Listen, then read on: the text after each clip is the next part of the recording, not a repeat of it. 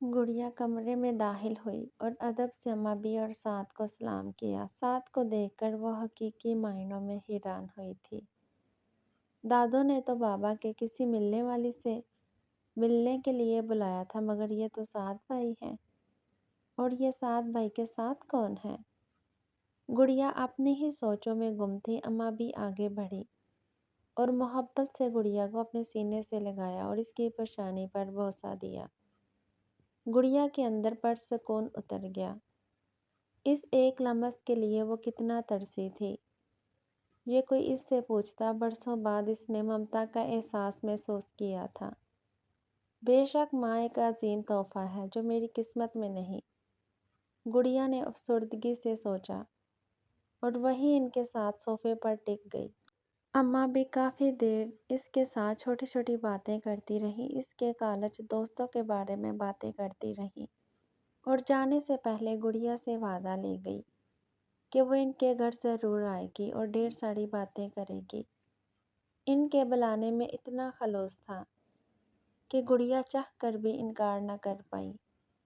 دادو نے کھانے پر روکنے کی بہت کوشش کی، مگر وہ یہ کہہ کر چلے گئی کہ وہ جلد ہی واپس اپنے سوال کا جواب ہاں میں لینے آئیں گی، تب ضرور کھانا کھائے گی۔ گڑیا کو کچھ سمجھ نہیں آ رہا تھا، یہ کیا ہو رہا ہے؟ اماں بھی اور سعد کے جانے کے بعد زمان صاحب نے دادو سے بات کی۔ دادو کو بھی سنجیدہ مزاج زین بے حد پسند تھا۔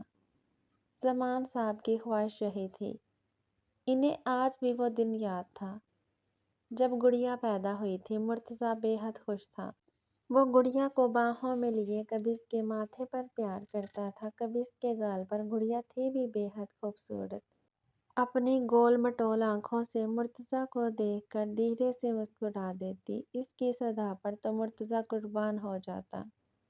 گڑیا کو گود میں لیے مرتضیٰ نے زبان سے وعدہ لیا کہ گڑیا صرف اور صرف ان کے گھر کی بہو بنے گی۔ مرتضیٰ کی اس بات پر زمان بے ساختہ مسکرا دیا۔ وہ وقت یاد کر کے زمان صاحب کی آنکھیں بھیگ گئی۔ کیا ہوا بابا؟ آپ رو رہے ہیں؟ گڑیا متفکر سی ان کے پاس آئی۔ کچھ نہیں بابا کی جان، آؤ بیٹھو، مجھے تم سے کچھ بات کرنی ہے، زمان صاحب نے گڑیا کو اپنے پاس بٹھاتے ہوئے کہا۔ جی بابا بولیں، بیٹا آپ کے لیے ایک رشتہ آیا ہے۔ بابا پلیز، میں نے آپ سے کہا تھا کہ مجھے شادی نہیں کرنی، گڑیا نے انکار کرتے ہوئے کہا۔ بیٹا ایسا نہیں کہتے، ایک نہ ایک دن تو آپ کو اپنے گھر کا ہونا ہی ہے۔ کیا آپ کسی اور کو پسند کرتی ہیں؟ زمان صاحب نے پیار سے پوچھا۔ ایسا کچھ نہیں ہے بابا، گڑیا نے جواب دیا۔ بیٹا آپ کے لیے زین کا رشتہ آیا ہے۔ کیا بابا، زین کا رشتہ؟ گڑیا اتنی حیران تھی کہ اپنا منہ بند کرنا ہی بھول گئی۔ ہاں بیٹا، اور مجھے تمہاری دادو کو اس پر کوئی اعتراض نہیں ہے۔ زین اور گڑیا کے لیے ڈھیر ساری شاپنگ کرتی۔ سعد نے بہت بار انہیں سمجھانے کی کوشش کی تھی، یہ بھی رشتے کے لیے ہاں نہیں ہوئی، لیکن وہ بھی اماں تھی۔ مجال ہے جو سعد کی کسی بات کا سیدھے سے جواب دے دے۔ ارے میاں، بڑے ہم ہیں یا تم ہو؟ ہمیں اچھے سے پتہ ہے کہ ہمیں کیا کرنا ہے، ہمیں سمجھانے کی کوشش مت کرو، یہ کہہ کر وہ ہمیشہ سعد کو ٹال دیتی۔ دونوں نے اماں بھی کو ان کے حال پر چھوڑ دیا تھا۔ آخرکار ایک ہفتے کے بعد دادو کا فون آ ہی گیا۔ یہ ایک ہفتہ نہ صرف اماں بھی بلکہ زین نے بھی بہت بے چینی سے گزارا تھا۔ حال چال کے بعد دادو نے گڑیا کی رضامندی کے بارے میں بتایا۔ اماں بھی خوشی سے اٹھی۔ وہ جلد از جلد گڑیا کو اپنے بہو کی روپ میں دیکھنا چاہتی تھی۔ دونوں طرف سے منگنی کی تیاریاں زور و شور سے شروع ہو گئی۔ اماں بھی کے تو مانو پاؤں ہی زمین پر نہ ٹک رہے تھے۔ وہ کبھی سعد کو بازار لیے جا رہی تھی، کبھی زین کو، اور کبھی رانو اور گڑیا کو وہ ہر چیز خوبصورت سے خوبصورت لے رہی تھی۔ سچ میں اماں بھی نے زین کو بیٹا کہا ہی نہیں بلکہ دل سے مانا بھی تھا۔ کئی بار زین اور سعد نے انہیں روکنے کی اپنی سی کوشش کی کہ کہیں ان کی طبیعت ہی خراب نہ ہو جائے، مگر اماں بھی اپنے نام کی ایک تھی۔ وہ ان دونوں کی تمام باتیں ایک کان سے سن کر دوسرے کان سے نکال دیتی۔ وہ دونوں بیچارگی سے اماں بھی کو دیکھتے رہ جاتے۔ آج جشال کا برتھ ڈے تھا۔ بابا کا فون صبح ہی صبح آ گیا تھا۔ سکینہ نکرانی نے بھی جشال کو ایک خوبصورت سندھی کڑھائی والی شال گفٹ کی تھی۔ سکینہ گفٹ دیتے وقت کافی ہچکچاہٹ کا شکار تھی، مگر جشال نے گفٹ کی اتنی تعریف کی کہ وہ کھل اٹھی۔ سچی بی بی جی، آپ کو یہ شال اتنی پسند آئی؟ ہاں سکینہ، مجھے یہ بہت اچھا لگا۔ آپ کا بہت بہت شکریہ۔ آمنہ، سکینہ کی بیٹی، نے بھی جشال کو hand made birth day card دیا جو بے حد خوبصورت تھا۔ جشال نے دونوں چیزیں قیمتی تحفوں کی طرح سنبھال کر رکھ لی۔ بی بی جی بھی کتنی اچھی اور معصوم ہے، بھلا ہم غریبوں کے تحفے بھی کوئی یوں سنبھال کر رکھتا ہے۔ سکینہ اپنی آنکھوں میں آئے آنسو چادر سے صاف کرتی ہوئی کچن میں چلے گئی۔ جشال شعوری طور پر شاہ کے وش کرنے کے انتظار میں تھی، مگر شام کے 5 بج گئے اور شاہ کا فون تک نہ آیا۔ صبح وہ اس کے جاگنے سے پہلے ہی آفس جا چکا تھا۔ اب جشال مکمل طور پر مایوس ہو چکی تھی۔ آپ کو تو میرا برتھ ڈے بھی یاد نہیں، کیا اس کے لبوں نے شکوہ کیا؟ تبھی بیڈ پر پڑا اس کا فون بج اٹھا۔ نمبر دیکھ کر بے اختیار اس کا دل دھڑک اٹھا۔ آخر اس کے شاہ کو یاد آ ہی گیا تھا۔ ہیلو جشال، پلیز تم جلدی سے تیار ہو جاؤ، میرے ایک دوست نے آج ہمیں ڈنر پر بلایا ہے۔ جشال بے حد خوش تھی کہ شاہ کو اس کا برتھ ڈے یاد آ گیا، لیکن دل محسوس کر رہ گئی۔ شاہ کو میرا برتھ ڈے تک یاد نہیں۔ بہت سے آنسو اس کے پلکوں کی قید سے آزاد ہو کر گرنے لگے۔ جشال اداس سی شام کو پہنے جانے والا ڈریس دیکھ رہی تھی کہ سکینہ اس کے کمرے میں داخل ہوئی۔ بی بی جی، یہ شاہ صاحب نے ڈرائیور چچا کے ہاتھ بھیجا ہے۔ کیا ہے یہ؟ سکینہ، پتہ نہیں جی، آپ خود ہی دیکھ لیں۔ جشال نے وہ پارسل سکینہ کے ہاتھ سے لیا اور اس کے اوپر ایک خوبصورت سا کارڈ بھی تھا۔ جشال نے وہ کارڈ کھول کر دیکھا تو اس میں شاہ کی خوبصورت رائٹنگ میں درج الفاظ دیکھ کر اس کو دھیرے سے سر جھکا گئی۔ اگر آج اس لباس کو پہن کر آپ اس کی خوبصورتی میں مزید اضافہ کریں گی تو مجھے بہت خوشی ہوگی۔ شاہ جشال نے وہ پارسل کھول کر دیکھا تو شاہ کی پسند کی داد دیے بنا نہ رہ سکی۔ ریڈ کلر کی بے حد خوبصورت ڈریس جس پر خوبصورت ڈائمنڈ ورک کیا گیا تھا، کسی کی پہلی پسند ہو سکتی تھی۔ جشال کو بھی وہ لباس بے حد پسند آیا تھا۔ شاہ جب کمرے میں داخل ہوا تو وہ اس کی لائی ہوئی ڈریس میں ہلکا ہلکا میک اپ کیے نظر لگ جانے کی حد تک پیاری لگ رہی تھی۔ شاہ نے بنا اس کی طرف دیکھے وارڈروب سے ایک بلیک سوٹ نکالا اور باتھ روم میں گھس گیا۔ جشال کو لگا تھا کہ شاہ گھر آ کر اسے وش کرے گا، مگر اس کے سارے خواب ٹوٹ گئے۔ جشال کی گاڑی میں بیٹھتے ہی شاہ نے گاڑی آگے بڑھا دی۔ جشال بار بار کچھ کہنے کی چاہت میں شاہ کی طرف دیکھتی جو آگے دیکھ کر ڈرائیو کرنے میں مصروف تھا، اور پھر لب بھونج کر رہ جاتی۔ جشال، تمہیں کچھ کہنا ہے؟ شاہ نے اس کا ہاتھ اپنے ہاتھ میں لیتے ہوئے پوچھا۔ نہیں نہیں، تو جشال گھبرا کر چپ ہو گئی۔ بولو نا جانم، کیا بات ہے؟ شاہ، کیا آپ کو آج کے دن کے بارے میں کچھ بھی یاد نہیں ہے؟ جانم، اس کے بارے میں ہم گھر جا کر بات کرتے ہیں، شاہ نے ریسٹورنٹ کے سامنے گاڑی روکتے ہوئے کہا، اور خود گاڑی سے باہر نکل گیا۔ شاہ نے اس کی سائیڈ کا دروازہ کھولا اور اس کا ہاتھ پکڑ کر اسے گاڑی سے باہر آنے کا اشارہ کیا۔ وہ خاموشی سے گاڑی سے اتر گئی۔ آخر کار وہ دن آ ہی گیا جب اسے زین کے نام کی انگوٹھی پہنائی جانے والی تھی۔ اسکن کلر کے شرارے میں وہ بے حد پیاری لگ رہی تھی۔ رانو صبح سے کئی بار اس کی تعریف کر چکی تھی اور وہ شرمائی شرمائی سی مسکرا دیتی۔ دادو کئی بار اس کی نظر اتار چکی تھی۔ انہیں یہ ڈر کھائے جا رہا تھا کہیں ان کی لاڈلی کو کسی کی نظر نہ لگ جائے۔ رسم سادگی سے ادا کی جانی تھی۔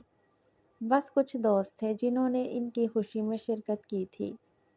اسٹیج کو پھولوں کی مدد سے خوبصورتی کے ساتھ سجایا گیا تھا۔ گڑیا جب ہال میں داخل ہوئی تو ہر نگاہ نے اس بے مثال خوبصورتی کو سراہا تھا۔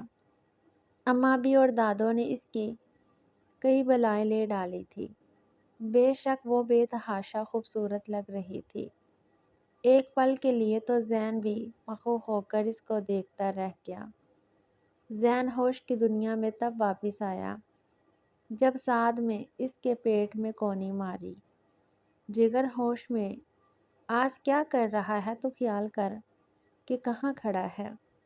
اس وقت تو اماں بھی اور دادی یہیں پر موجود ہیں، کچھ تو لحاظ کر۔ زین شرمندہ سا سر پر ہاتھ مار کر رہ گیا۔ دوسری طرف گڑیا نے زین کو اس طرح خود کو دیکھتے پا کر رانو کا ہاتھ مضبوطی سے تھام لیا۔ میں نے کہا تھا نا زین بھائی، تمہیں دیکھ کر تم پر سے نگاہیں ہٹانا ہی بھول گئے ہیں۔ رانو نے گڑیا کے کانوں میں سرگوشی کی۔ تبھی سعد کی نظر گڑیا کے ساتھ آتی ایک لڑکی پر پڑی۔ وہ بہت زیادہ خوبصورت نہیں تھی، مگر اس میں کچھ تو ایسا تھا کہ سعد ایک پل کے لیے ساری دنیا کو بھول گیا۔ وہ گڑیا کے کانوں میں کچھ بولتی خود ہی مسکرا دی۔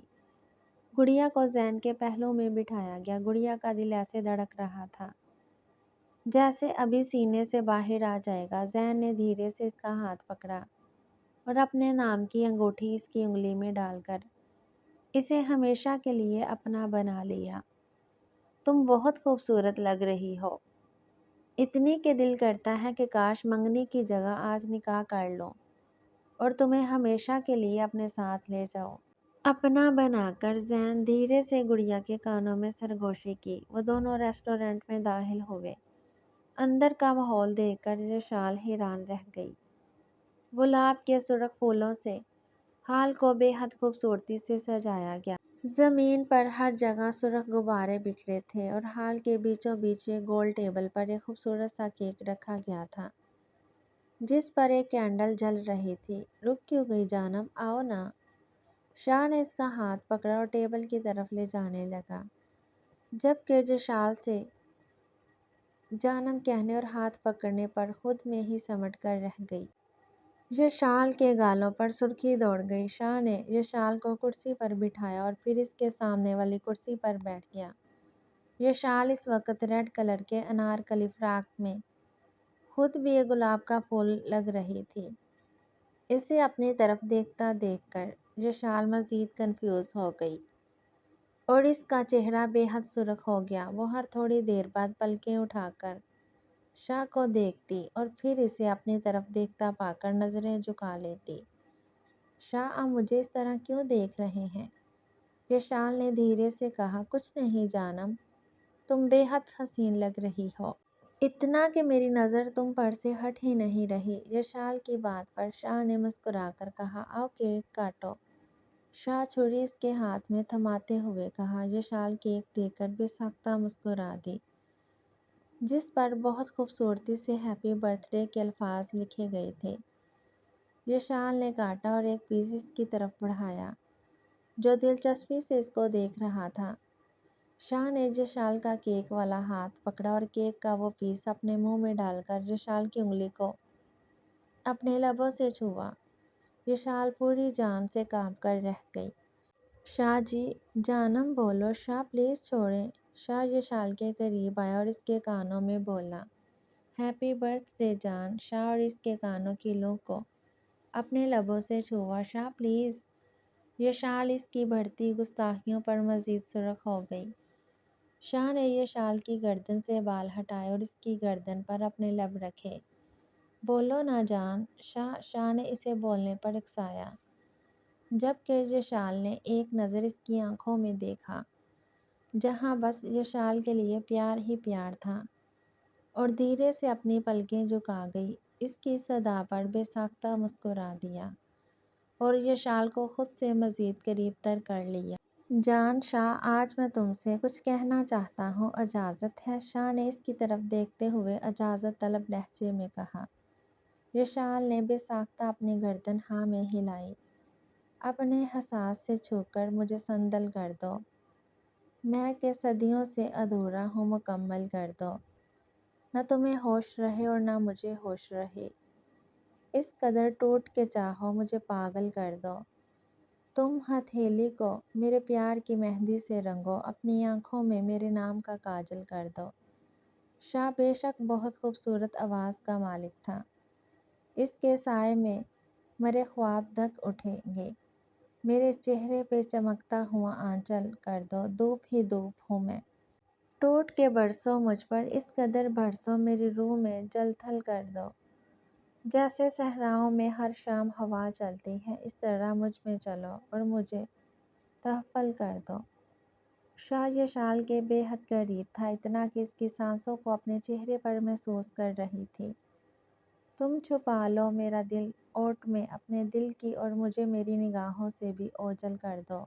مسئلہ ہوں تو نگاہیں نہ پھیرا کرو مجھ سے، اپنی چاہت سے توجہ سے مجھے حل کر دو۔ یشال شاہ کی خوبصورت آواز کے سحر میں کہیں کھو سی گئی۔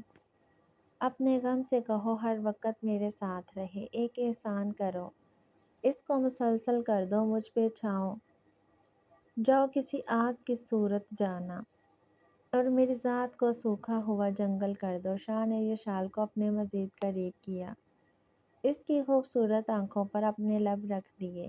یشال شاہ کے سینے سے لگی، ابھی تک اس کی آواز کے سحر میں گرفتار تھی۔ شاہ نے دھیرے سے اسے خود سے الگ کیا اور اس کی پیشانی پر اپنے لب رکھ دیے۔ یشال آنکھوں میں نمی لیے بس اسے دیکھ رہی تھی، اتنا پیار، اتنی محبت۔ یشال ابھی تک شاہ کے لفظوں کے سحر میں ڈوبی اس کے سینے سے لگی تھی۔ جانم تمہارے لیے ایک سرپرائز ہے، کل ہم کاغان ناران ایریا جا رہے ہیں ہنی مون کے لیے، شاہ نے ایک آنکھ دباتے ہوئے کہا۔ اس کی بات کا مطلب سمجھ کر یشال کے کانوں کی لو تک سڑک ہو گئی۔ شاہ کی نظریں یشال کے چہرے سے ہٹنا بھول گئی۔ یہ برتھ ڈے یشال کی زندگی کا حسین ترین برتھ ڈے تھا۔ مسکراہٹ اس کے ہونٹوں سے جدا نہیں ہو رہی تھی۔ شاہ نے واپسی پر یشال کو اس کی من پسند آئس کریم بھی لے کر دی تھی، جس پر اس کا بچوں جیسا خوش ہونا شاہ کو مسکرانے پر مجبور کر گیا تھا۔ شاہ مجھے آپ والی بھی ٹیسٹ کرنی ہے، یشال نے اپنی آئس کریم ختم کرنے کے بعد شاہ کے ہاتھ میں موجود کون کو للچاتی ہوئی نظروں سے دیکھتے ہوئے کہا۔ اس کی بات شاہ کا قہقہ بے ساختہ تھا۔ نہیں، تم اپنی ختم کر چکی ہو، یہ میری ہے، شاہ نے تنگ کرنے والے انداز میں کہا۔ شاہ میں کون سا ساری کھا جاؤں گی، بس ٹیسٹ کر کے واپس کر دوں گی نا، یشال نے معصومیت سے جواب دیا۔ شاہ نے انکار میں گردن ہلاتے ہوئے آئس کریم کا ایک بائٹ لیا۔ یشال نے جب دیکھا کہ شاہ کسی بھی طرح آئس کریم دینے پر آمادہ نہیں تو بے اختیار اس کی آنکھوں میں چمک آئی۔ شاہ شاہ اس نے بے اختیار شاہ کا کندھا ہلاتے ہوئے اسے اپنی جانب متوجہ کیا۔ بولو جانم کیا ہوا؟ شاہ وہ دیکھیں گھوڑا ہوا میں اڑ رہا ہے۔ شاہ نے بے یقینی سے یشال کو دیکھا کہ کہیں اس کی پیاری بیوی کا دماغ تو نہیں چل گیا، مگر یشال پوری توجہ سے باہر دیکھنے میں مصروف تھی۔ شاہ نے بھی بے اختیار اپنی گردن موڑ کر باہر دیکھا۔ بس ایک لمحہ لگا تھا یشال کو شاہ کے ہاتھ میں موجود کون کو اپنے قبضے میں لیتے ہوئے۔ کہاں ہے گھوڑا؟ شاہ نے یشال کی طرف مڑتے ہوئے پوچھا، جو مزے سے اس کی آئس کریم کھانے میں مصروف تھے۔ کون سا گھوڑا؟ کہاں کا گھوڑا؟ کہاں ہے گھوڑا؟ یشال نے معصومیت سے ادھر ادھر دیکھتے ہوئے سوال کیا۔ شاہ بے یقینی سے کبھی اپنے ہاتھ کو دیکھ رہا تھا تو کبھی اپنے سامنے موجود اپنی بیوی کو، جو اس کی آئس کریم کھانے میں مگن تھی۔ تم نے مجھے بیوقوف بنایا، مجھ سے جھوٹ بولا، شاہ نے مصنوعی غصہ چہرے پر سجاتے ہوئے کہا۔ میں نے کیا جھوٹ بولا؟ میں نے تو بس چھوٹا سا مذاق کیا، آپ تو سیریس ہی ہو گئے، میری کیا غلطی؟ یشال معصومیت سے آنکھیں پٹ پٹاتے ہوئے جواب دیا۔ لیکن میں نے تو آئس کریم کھائی ہی نہیں، شاہ نے افسردگی چہرے پر سجاتے ہوئے جواب دیا۔ آپ اپنے لیے اور لے آئیں، اس بار میں نہیں لوں گی آپ سے، یشال نے شرمندگی سے سر جھکاتے ہوئے کہا۔ نہیں، اب تمہیں اس بات کی سزا ملے گی۔ سزا کیسی؟ سزا؟ یشال کے سامنے کچن والا سارا منظر گھوم گیا۔ وہ بے اختیار ونڈو کے ساتھ جڑ کر بیٹھ گئی۔ ابھی بتاتا ہوں جانم، شاہ نے یشال کے ہونٹوں پر جھکتے ہوئے کہا۔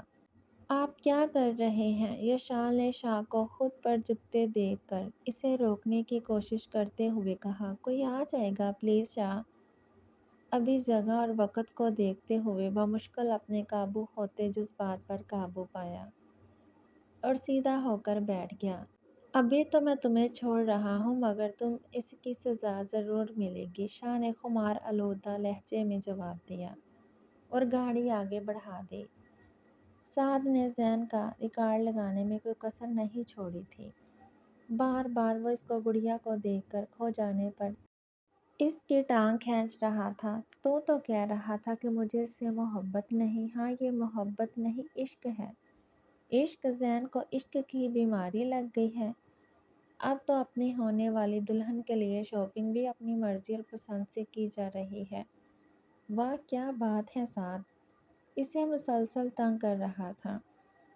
سعد کی ہر بات کا جواب میں زین مسکرا دیتا۔ واہ، آج تو میرے یار کے چہرے سے مسکراہٹ ہی جدا نہیں ہو رہی۔ ہائے ماں صدقے، ہائے ماں واری! سعد نے اماں بھی نقل کرتے ہوئے اس کی بلائیں لے ڈالی۔ کافی دیر زین اس کی بے تکی باتیں برداشت کرتا رہا، مگر جب برداشت جواب دے گئی تو آخر بول ہی اٹھا۔ سعد یار، کل ایک بہت عجیب بات ہوئی، زین نے لہجے کو سنجیدہ بناتے ہوئے کہا۔ زین کو سنجیدہ دیکھ کر سعد سیدھا ہو کر بیٹھ گیا۔ کیا ہوا جگر؟ سعدی نے پریشانی سے پوچھا۔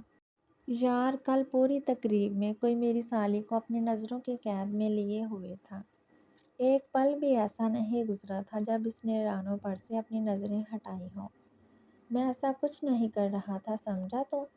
سعدی بے اختیار بولا۔ پر میں نے تیرا نام لیا ہی نہیں۔ زین نے معصومیت کے سارے ریکارڈ توڑتے ہوئے معصومیت سے جواب دیتے ہوئے کہا۔ پھر دونوں ہی ایک دوسرے کو دیکھ کر ہنس دیے۔ بتانا جگر، کیا کیا معاملہ ہے؟ زین نے سعد کے شانے پر بازو پھیلاتے ہوئے پوچھا۔ ارے کچھ نہیں، سعد نے ادھر ادھر دیکھتے ہوئے جواب دیا۔ ارے واہ، ہمارا یار شرما رہا ہے۔ آج کا دن تو ہسٹری میں سنہری حروف میں لکھا جانا چاہیے کہ سعد علی شرما رہا ہے۔ زین نے سعد کو مزید تنگ کرتے ہوئے کہا۔ بتا نا یار، کیا معاملہ ہے؟ یار پتہ نہیں، میں اتنی لڑکیوں سے ملا ہوں، جو بات اس میں ہے کسی میں نہیں، جو معصومیت اس کے چہرے پر ہے وہ بس میں ساری رات سو تک نہیں پایا، سعد نے بچاڑگی سے جواب دیا۔ زین سعد کے اس طرح کہنے پر بے اختیار ہنسا اور ہنستا چلا گیا۔ اماں بھی کو کہنا پڑے گا کہ ان کا دوسرا بیٹا بھی دلہا بننے کی خواہش میں ہے، زین میں سعد کی طرف دیکھتے ہوئے کہا۔ اس کی بات پر سعد بے اختیار مسکرا دیا۔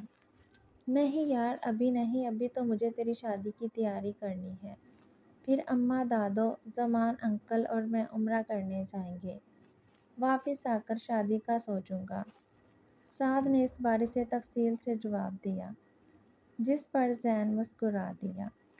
گاڑی جب پورچ میں آ کر رکی، شاہ نے یہ شال کی طرف دیکھا جو کسی ماہر اداکارہ کی طرح سونے کی بھرپور ایکٹنگ کرنے میں مصروف تھی۔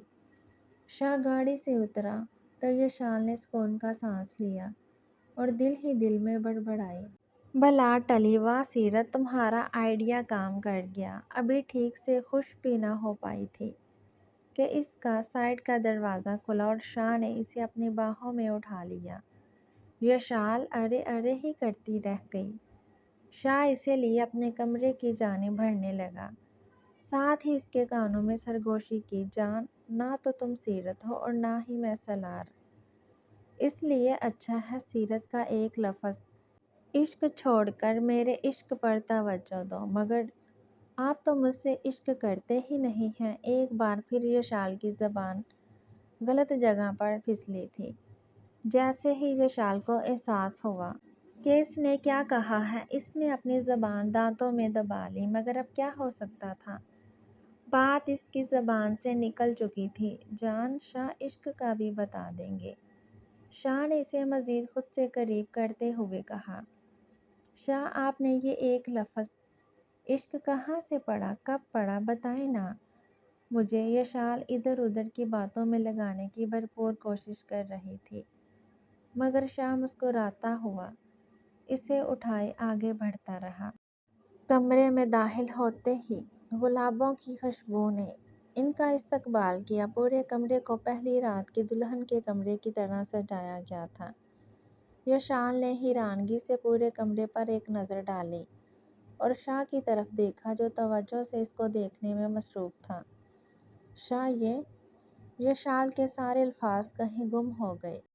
शाह इसके करीब आया और इसे अपने सीने से लगा लिया। जानता हूँ जान, जो कुछ भी हमारे बीच में हुआ वो बहुत गलत था। मैं किसी बात की सफाई नहीं दूंगा, क्योंकि मैं जानता हूँ कि जो कुछ भी मैंने किया गलत था। मैं माफ़ी का भी हकदार नहीं हूँ। मैं फिर भी तुमसे माफ़ी मांगना चाहता हूँ। यशाल ने बेख्तियार शाह के लबों पर अपना हाथ रख दिया। जान, आज मुझे मत रोको, कहने दो मुझे, लेकिन मैं तुमसे वादा करता हूँ कि आज के बाद तुम्हारी ज़िंदगी में सिर्फ़ खुशियाँ होंगी, सिर्फ़ खुशियाँ। किसी गम को मैं तुम्हारे नज़दीक तक नहीं आने दूँगा।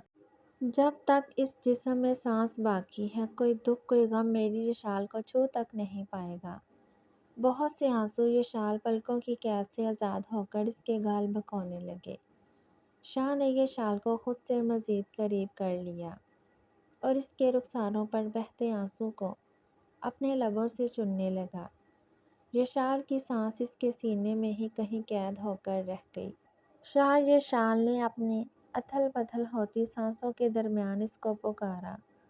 बोलो जानम। शाह ने इसके दूसरे रुखसार लबों से छूते हुए जवाब दिया। शाह, मुझे बहुत नींद आ रही है। यशाल ने शाह बाहों का घेरा तोड़ा और तीर की तरह सीधी बेड पर जाकर लेट गई और सर तक चादर तान ली। शाह अपनी बीवी की सदा पर मुस्कुराया और बेड पर इसके साथ जाकर बैठ गया। यशाल, तुम्हें पता है सलार ने जो ख्वाब देखा था? शाह जानता था कि यशाल एक लफ्ज़ इश्क की कितनी बड़ी दीवानी है। इस ख्वाब का क्या हुआ था? शाह ने यशाल की दुखती रग पर हाथ रखा था। यशाल ने चादर से थोड़ा सा मुंह बाहर निकाल कर देखा। शाह दोनों हाथ थोड़ी के नीचे रखे सोचने की भरपूर एक्टिंग करने में मसरूफ़ था। वो थोड़ी देर तो इसको देखती रही, मगर जब इससे बर्दाश्त न हुआ तो चादर फेंककर उठकर बैठ गई। शाह, आपको पता है सलार ने ख्वाब में देखा था कि एक लड़की खूबसूरत आवाज़ की मालिक है और सिर्फ इसके लिए गाना गा रही है, मगर वो इस लड़की का चेहरा देख नहीं पाया था। फिर यशाल और भी न जाने क्या क्या कहने वाली थी कि शाह ने इसके होंठों पर अपने लब रख दिए, इसकी चलती ज़बान को ब्रेक लगा दिया, इसे अपने इश्क की बारिश में भगोने लगा। यशाल ने खुद को शाह के हवाले कर दिया और इसके इश्क की शिद्दत को महसूस करने लगी। आखिर वो दिन आ ही गया जब इसे ज़ैन के नाम की मेहंदी लगाई जाने वाली थी। फंक्शन का बाइन रखा गया था, हर तरफ गहमा गहमी थी। खुशियाँ मुस्कुराई। आज ज़मान वाला में एक अलग ही समा था। क्यों न होता, आज इनकी इकलौती बेटी की मेहंदी थी। दादो और ज़मान साहब चाहते थे कि गुड़िया पहले अपनी पढ़ाई पूरी कर ले। उम्र भी अभी बहुत कम थी, मगर अम्मा बी के बेहद इसरार पर और इस बात के यकीन दिलाने पर कि शादी के बाद भी गुड़िया अपनी तलीमी सिलसिला जारी रख सकती है, ज़मान साहब और दादो चुप हो गए। फंक्शन चूँकि कंपाइन था तो सभी वहाँ पर मौजूद थे। ज़ैन ब्लैक कमीज शलवार में किसी रियासत के शहजादे से कम नहीं लग रहा था, जबकि गुड़िया का मासूम हुस्न भी अपनी मिसाल आप रखता था। पीले रंग की खूबसूरत अनारकली फ्राक में बालों की ढीली सी चुटिया किए, कानों में फूलों से बने जेवरात पहने, जो इसके गालों को बार बार चूम रहे थे, किसी शहजादी से कम नहीं लग रही थी। दोनों की जोड़ी को चांद सूरज की जोड़ी कहा जाता तो गलत ना था। नानो और अम्मा भी दोनों की बलाएं लेते न थक रही थी। साथ की भी आज छाप ही अलग थी। वाइट सूट में गले में पीले रंग का दुपट्टा डाले वो यहाँ से वहाँ संगड़ेले डालता नज़र आ रहा था। वो अपने दोस्त की ज़िंदगी में आने वाले इस खूबसूरत मोड़ पर बहुत खुश था और दूसरी तरफ रानो भी गुड़िया की बेस्ट फ्रेंड और बहन होने का पूरा पूरा सबूत देती हुई سب سے آگے تھی، کبھی وہ مہمانوں کے آگے پیچھے گھوم رہی تھی تو کبھی مہندیوں کی تھالی تیار کر رہی تھی۔ اس سب میں اس نے کئی بار خود کو کسی کی نظروں کے حصار میں پایا، لیکن جب بھی وہ اپنے ارد گرد دیکھتی تو اسے کوئی نظر نہ آتا، اس لیے وہ اپنی غلط فہمی سمجھ کر پھر کسی نہ کسی کام میں مصروف ہو جاتی۔ اگلی صبح جب شاہ کی آنکھ کھلی تو کمرے میں اکیلا تھا۔ اس نے واش روم، کچن سب جگہ چیک کر لیا، لیکن یشال کہیں بھی نہ تھی۔ پھر کچھ سوچتے ہوئے لان کی طرف آیا، جہاں وہ دنیا جہاں سے بے خبر ایک سرخ گلاب کے پودے پر جھکی پھول کی خوشبو کو اپنے اندر اتار رہی تھی اور کچھ سوچ کر مسکرا بھی رہی تھی۔ کبھی شرما کر اپنے ہاتھ اپنے چہرے پر رکھ دیتی۔ وہ اتنے سارے گلابوں کے درمیان خود بھی ایک کھلتا ہوا گلاب لگ رہی تھی۔ شاہ کی آمد سے بے خبر اپنی ہی سوچوں میں گم مسکرا رہی تھی، پھر کچھ سوچ کر شرما دی۔ اس کے لمبے بال، گھنے بال کمر پر بکھرے ہوئے اس کی پوری کمر چھپا گئے۔ آوارہ بالوں کی لٹیں بار بار اس کے چہرے پر آ رہی تھی۔ انہیں وہ بار بار اپنے کانوں کے پیچھے کرتی، لیکن وہ پھر سے چہرے پر بکھر جاتی۔ وہ خوبصورت صبح کا کوئی حصہ معلوم ہو رہی تھی۔ رات کے منظر کے بارے میں سوچ کر شاہ بے ساختہ مسکراتے ہوئے اس کی طرف بڑھا، اس کی کمر پکڑ کر خود سے قریب کر لیا اور اس کے گال پر اپنے لب رکھ دیے۔ یشال اس اچانک حملے کے لیے بالکل تیار نہ تھی، اس لیے بری طرح سے گھبرا گئی اور گلاب کے خوبصورت پودے کے ساتھ لگے کہیں کانٹے اس کی ہتھیلی میں چبھ گئے۔ یشال کے لبوں سے بے ساختہ سسکی نکلی، جس پر شاہ اس کی طرف متوجہ ہوا۔ اس کے ہاتھ سے بہتا خون دیکھ کر شاہ پریشان سا ہو گیا اور اسے لیے تیزی سے اندر کی جانب بڑھا۔ آئی ایم سوری جان، آئی ایم ریئلی سوری، میں ایسا نہیں چاہتا تھا۔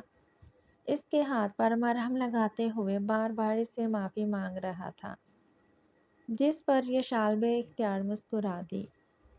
کوئی بات نہیں شاہ، معمولی سی چوٹ ہے، یہ تو خود ہی ٹھیک ہو جاتی، لیکن اب آپ نے اس پر مرہم بھی لگا دیا ہے۔ آپ فریش ہو جائیں، میں آپ کے لیے ناشتہ بناتی ہوں۔ یشال نے اس کے ہاتھ سے اپنا ہاتھ نکالتے ہوئے کہا۔ نہیں، کوئی ضرورت نہیں ہے تمہیں کچھ بھی کرنے کی، آرام کرو، دیکھ نہیں رہی تمہیں کتنی زیادہ چوٹ لگی ہے؟ وہ اس کا ہاتھ دوبارہ تھامتے ہوئے بولا اور اس کے ہاتھ پر اپنے لب رکھ دیے، جس پر یشال کے گالوں پر سرخی سی دوڑ گئی۔ تم بیٹھو، میں فریش ہو کر آتا ہوں۔ آج میں تمہیں اپنے ہاتھ سے کھانا بنا کر دوں گا اور تم جج کرو گی کہ کیسا بنا ہے۔ مگر شاہ، یشال نے کچھ کہنے کے لیے ابھی اپنے لب کھولے ہی تھے جب شاہ نے اس کے لبوں پر اپنی انگلی رکھ دی۔ بہتری اسی میں ہے کہ جو میں کہہ رہا ہوں اسے چپ کر کے مان جاؤ، ورنہ تم جانتی ہو کہ مجھے چپ کرانے کے اور بھی طریقے آتے ہیں۔ شاہ نے ایک آنکھ دباتے ہوئے کہا۔ شاہ کی بات کا مطلب سمجھ کر یشال بے اختیار اپنا چہرہ اپنے ہاتھوں میں چھپا گئی، جس پر شاہ قہقہ لگا کر ہی دیا اور اٹھ کر واش روم میں چلا گیا۔ وہ گلاب کی پتیوں سے سجا مہندی کا تھال ہاتھ میں لیے جلدی جلدی سیڑھیاں اتر رہی تھی کہ کسی سے بری طرح ٹکرا گئی۔ اس سے پہلے کہ وہ سیڑھیوں سے نیچے گر جاتی، کسی کے مضبوط بازوؤں نے اسے تھام لیا۔ پھولوں کی پتیاں اور مہندی سیڑھیوں پر یہاں سے وہاں بکھر گئی۔ کچھ دیر کے لیے رانو سمجھ ہی نہ پائی کہ آخر اس کے ساتھ ہوا کیا ہے، جبکہ سامنے والا مسلسل اسے اپنی باہوں میں لیے اسے گھوڑنے میں مصروف تھا۔ رانو نے جلدی سے خود کو اس کی باہوں کے حصار سے نکالا۔ آنکھیں ہیں یہ بین، مانا کہ خدا نے خوبصورت آنکھیں دی ہیں، مگر اس کا مطلب یہ تو نہیں کہ ہم ماتھے پر سجا کر گھومتے رہیں گے۔ اللہ میاں نے یہ آنکھیں استعمال بھی کرنے کے لیے دی ہے، نہ کہ نمائش کرنے کے لیے۔ وہ مسلسل سعد کو سنا رہی تھی، جبکہ سعد مسلسل اس کو بس دیکھے ہی جا رہا تھا۔ آج رانو نے سبز رنگ کا شرارہ پہن رکھا تھا، جس کے ساتھ گولڈن رنگ کا دوپٹہ اس نے خوبصورتی کے ساتھ سیٹ کر رکھا تھا۔ کانوں میں بڑے بڑے جھمکے جو بات کرنے پر بار بار اس کے گال چوم رہے تھے۔ बे हद खूबसूरत लग रही थी। साथ को अपने दिल की धड़कन साफ सुनाई दे रही थी। अजीब वाहियात इंसान हैं आप, शर्म नाम की कोई चीज़ नहीं है, मुसलसल घूरे जा रहे हैं। क्या आज से पहले ज़िंदगी में कभी आपने कोई लड़की नहीं देखी? हद है, अगर जैन भाई के दोस्त ना होते तो आपका दिमाग ठिकाने लगा देती। अम्मू क्या देख रहे हैं?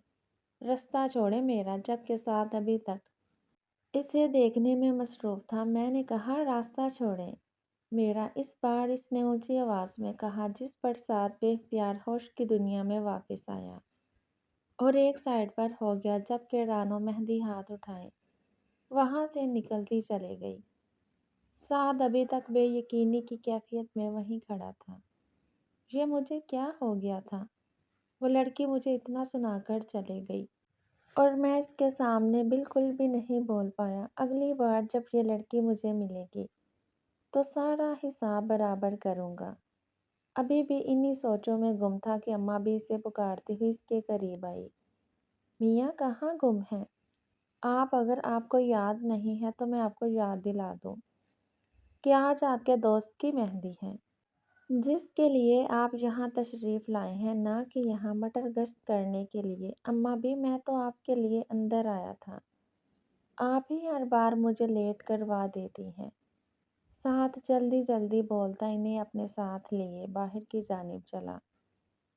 अब हम हर जगह लेट करवा देते हैं।